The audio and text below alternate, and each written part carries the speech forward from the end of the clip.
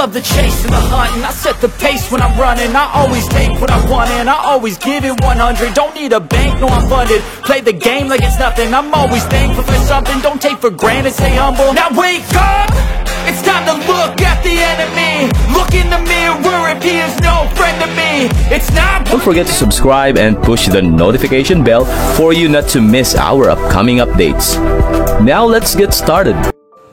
Bab 2431. Baiklah Candil, minumlah pilnya dan mulailah mengedarkan energimu di tengah lingkaran, kata Iwan. Baiklah, Candil menjawab. Meskipun dia masih sulit percaya bahwa dia bisa mencapai level kekuatan berikutnya dengan bantuan pil matahari, Candil mengikuti perintah Iwan dan duduk di tengah lingkaran sebelum meminum pil matahari. Kemudian pil matahari meleleh di mulutnya dan langsung berubah menjadi gelombang energi murni yang mengalir ke seluruh tubuhnya. Sementara itu, Iwan menempatkan batu giok bening di tengah untuk mengaktifkan lingkaran konvergensi energi dan lingkaran konvergensi cahaya. Saat lingkaran tersebut diaktifkan, lingkaran konvergensi energi mulai mengumpulkan energi spiritual dari udara dan mengirimkannya langsung ke arah Candil. Sebaliknya, lingkaran konvergensi cahaya mengumpulkan energi cahaya di atmosfer dan mengirimkannya ke Candil dari arah yang berbeda. Dengan aliran energi yang mengalir menuju Candil, itu membentuk pemandangan yang menakjubkan. Betapa kuatnya! Candil terkejut ketika dia merasakan energi yang berasal dari pil matahari, lingkaran konvergensi energi, dan lingkaran konvergensi cahaya. Tidak berani menunda, Candil menyalakan energinya dan mulai menyerap energi yang dikirimkan ke arahnya. Beberapa waktu kemudian Candil menyerap semua energinya dan kekuatannya meningkat ke kondisi puncak tahap alam yang munah.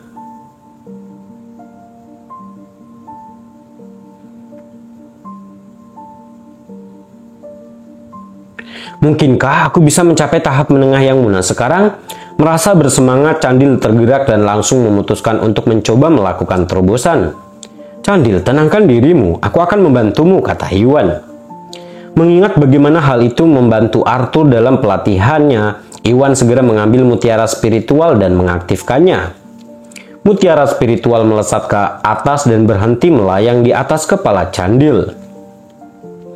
Itu bersinar terang dan aliran energi yang kuat menghujani Candil. Iwan kemudian menjalankan metode kompresi keabadian dan menekan titik-titik tekanan di sekitar dada dan punggung Candil untuk menyeimbangkan energinya.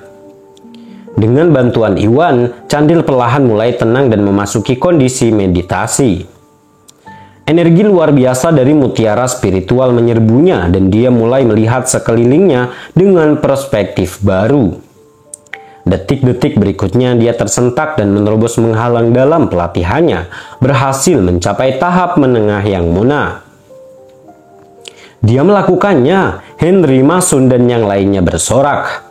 Meskipun mereka semua mengetahui kekuatan pil matahari dan berasumsi bahwa Candil akan berhasil, mereka tetap bersemangat untuk Candil ketika asumsi mereka terbukti benar. Tentu saja, Iwan juga sama senangnya dan tersenyum sebelum menarik tangannya. Bab 2432. Saya telah mencapai tahap level kekuatan berikutnya. Ini bagus. Candil berdiri dan tertawa. Dia tadinya meragukan Iwan dan Henry sebelumnya dan berasumsi bahwa mereka hanya membual tentang efek pil matahari. Yang membuatnya bingung adalah mereka ternyata mengatakan yang sebenarnya tentang bagaimana pil matahari bisa membawanya ke tingkat kekuatan berikutnya. Sungguh sulit dipercaya. Mengingat usia dan kondisinya akan sangat sulit baginya untuk mencapai level berikutnya dalam keadaan normal. Bahkan jika dia ingin sukses, dibutuhkan kerja keras setidaknya selama 3 tahun. Namun dengan bantuan Iwan dan pil matahari, dia berhasil naik ke tahap menengah yang munah dengan mudah, sehingga menghemat waktu bertahun-tahun untuk bekerja. Seketika hatinya dipenuhi kegembiraan. Sambil bangkit, dia pun berlutut di depan Iwan. Tuan Gusnadi, terima kasih telah membantu saya dalam pelatihan saya, katanya penuh terima kasih. Iwan melenyapkan pencuri merah dan membalaskan dendam keluarga Candil, dan yang terpenting dia tidak meremehkan Candil karena usianya. Sebaliknya, dia melakukan hal yang terbaik untuk memperkuat kekuatan Candil. Kemurahan hatinya menggerakkan hati Candil. "Kamu tidak perlu berterima kasih padaku, Candil. Tolong bangun," kata Iwan dan membantu Candil berdiri. "Candil, selamat telah naik di tahap menengah yang munah," Henry berkata sambil tersenyum. Di wilayah selatan, kecuali Arthur dan Bos Selatan yang telah mencapai tahap akhir yang munah, praktisi bela diri paling berprestasi dari generasi tua semuanya berhenti di tahap menengah yang munah. Dengan Candil telah mencapai tahap menengah yang munah, dia akan dianggap sebagai salah satu praktisi bela diri terbaik di wilayah tersebut. Masun dan yang lainnya mau tak mau merasa iri. Masun adalah orang pertama yang mengikuti Iwan merasa tidak berdaya dengan keadaannya yang biasa-biasa saja. Terlepas dari upaya yang dilakukan Iwan untuk membantunya dalam pelatihannya, dia nyaris tidak berhasil mencapai tahap alam Augana yang jauh dari tahap yang munah. Masun ingin naik ke tahap yang munah sehingga dia bisa membalas kemurahan hati Iwan. Sayangnya, dia masih terlalu jauh untuk mencapai tahap yang munah dan sudah usia 50-an tahun, sehingga akan cukup sulit baginya untuk mencapai tahap yang munah. Bahkan jika dia ingin berhasil, itu membutuhkan kerja keras selama 1 dekade lagi. Pikiran ini membuatnya merasa tertekan dan tidak berdaya. "Baiklah Masun, ada hal penting yang perlu aku diskusikan denganmu." Iwan menoleh ke arah Masun dengan ragu-ragu. Masun pun tersadar dari pikirannya dan bertanya dengan hormat, "Apa yang Anda butuhkan, Tuan Gusnadi?" Bab 2433. Dengan hilangnya Bos Selatan dan keluarga Broto, komunitas bawah tanah menjadi berantakan dan kekacauan akan segera meletus. "Saya ingin kamu menggantikan Bos Selatan dan mengendalikan komunitas bawah tanah." "Bagaimana menurutmu?" kata Iwan sambil berpikir. Henry dan Candil perlu melindungi para wanita, jadi Iwan hanya bisa mempercayakan tugas ini kepada Masun. Masun berasal dari latar belakang dia berurusan dengan preman dan gangster, jadi Masun adalah kandidat yang lebih baik untuk peran tersebut dibandingkan dengan Henry dan Candil. Tetap saja ini adalah situasi yang rumit dan Iwan perlu meminta pendapat Masun. "Apa?" Masun pun tercengang. Dia pernah menjadi anggota komunitas bawah tanah tetapi hanya menjadi kepala bagian beberapa preman. Bos Selatan sebaliknya berdiri di puncak rantai makanan dan posisinya sepertinya tidak terjangkau oleh orang seperti Masun. Yang membuatnya bingung adalah Iwan ingin dia menggantikan Bos Selatan dan menjadi penguasa komunitas bawah tanah. Sungguh sulit dipercaya sehingga dia mendapati dirinya membeku karena terkejut. "Tuan Gusnadi, apakah Anda bercanda? Mengingat besarnya kekuatan saya tidak mungkin cocok untuk posisi seperti itu." Masun bertanya dan berkata. Terlepas dari apa yang dia katakan, Masun merasakan darahnya mendidih karena kegembiraan. Dulunya Masun adalah seorang preman dan cita-cita terbesarnya adalah menjadi seorang penguasa yang namanya dikenal semua orang. Itu adalah keinginan yang tidak akan pernah terwujud. Namun kesempatan muncul dengan sendirinya. Iwan bermaksud mempersiapkannya menjadi penguasa komunitas bawah tanah di wilayah selatan. Masun tidak bisa melewatkan kesempatan langka ini. Namun dia tahu bahwa dia lemah dan khawatir akan gagal. Selain itu, saran Iwan tampak sangat tidak realistis sehingga dia tidak tahu apakah Iwan bercanda. "Aku tidak bercanda denganmu. Ada banyak penjahat di komunitas bawah tanah dan jika kamu memutuskan untuk menggantikan Bos Selatan, kamu akan berada dalam bahaya. Jika kamu tidak mau mengambil kesempatan ini, aku tidak akan memaksamu," kata Iwan dengan suara rendah. Iwan tahu bahwa itu adalah tawaran berbahaya yang mungkin mengancam nyawa Masun, dan Iwan menolak memaksa Masun untuk menerima tawaran tersebut. "Tidak, aku bersedia menerima ini," kata Masun dan berlutut. "Tuan Gusnadi, ini adalah keinginan seumur hidupku. Tolong izinkan saya melakukan ini. Tidak peduli betapa berbahayanya itu, aku tidak keberatan walaupun aku harus melalui neraka untuk ini," kata Masun dengan tulus. Sejak dia mulai mengikuti Iwan telah membantunya dalam berbagai cara dan dia selalu ingin membalas kemurahan hati Iwan. Selama Masun menerima saran Iwan, dia bisa memenuhi ambisi seumur hidupnya dan juga membayar hutangnya pada Iwan. Itu adalah hal yang sangat besar sehingga tidak mungkin dia menolak. Ya, kamu tidak harus melalui neraka kok, jangan khawatir. Saya telah menstabilkan komunitas untuk saat ini dan tidak ada masalah besar yang muncul saat ini. Sementara itu, aku akan mencari cara untuk menaikkan levelmu ke tahap yang munah. Selama kamu berhasil, seharusnya tidak sulit bagimu untuk mengambil alih para penjahat itu, kata Iwan sambil tersenyum dan membantu Masun berdiri. Iwan tahu bahwa Masun terlalu lemah dan menguasai komunitas bawah tanah, jadi tidak akan berhasil jika Masun mencoba menggantikan bos selatan sekarang. Namun selama dia bisa membawa Masun ke tahap yang munah, semua masalah akan terselesaikan. Bab 2434. Tuan Gusnadi, Anda ingin membawa saya ke tahap yang munah? Apakah saya mendengar Anda dengan benar? Masun bertanya dengan tidak percaya. Dengan bantuan pil matahari dan pil energi murni, dia naik ke tahap alam Augana yang jaraknya bermil-mil jauhnya dari tahap yang munah. Bahkan jika dia ingin mencapai tahap yang munah, hal itu memerlukan kerja keras selama 1 dekade lagi. Namun Iwan mengaku bisa mencapainya dalam waktu singkat. Kedengarannya sangat tidak nyata sehingga Masun sulit mempercayai apa yang dikatakan Iwan. Kamu tidak salah dengar, aku tidak hanya akan membantumu, tapi Spencer, Stephen, Leo, Austin juga. Kalian semua akan naik ke level tahap yang munah, kata Iwan. Apa? Bagaimana mungkin? Masun terguncang.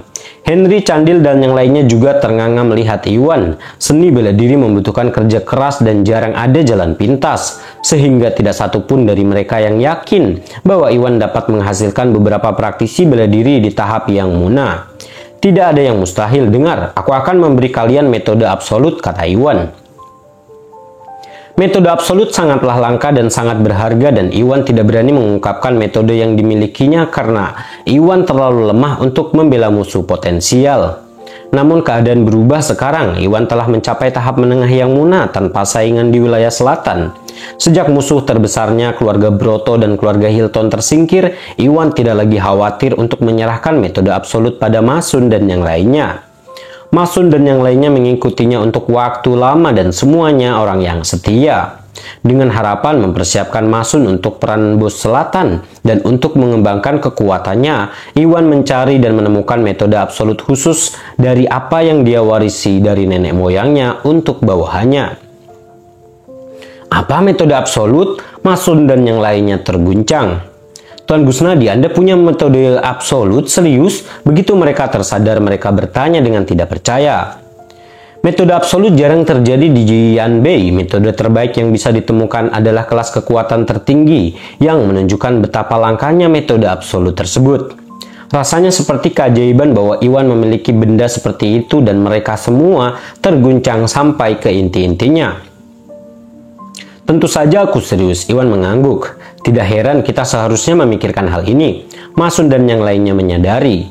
Mereka semua bingung bagaimana pemuda seperti Iwan berhasil mencapai tahap yang munah dan mengalahkan bos selatan bersama dengan keluarga Hilton.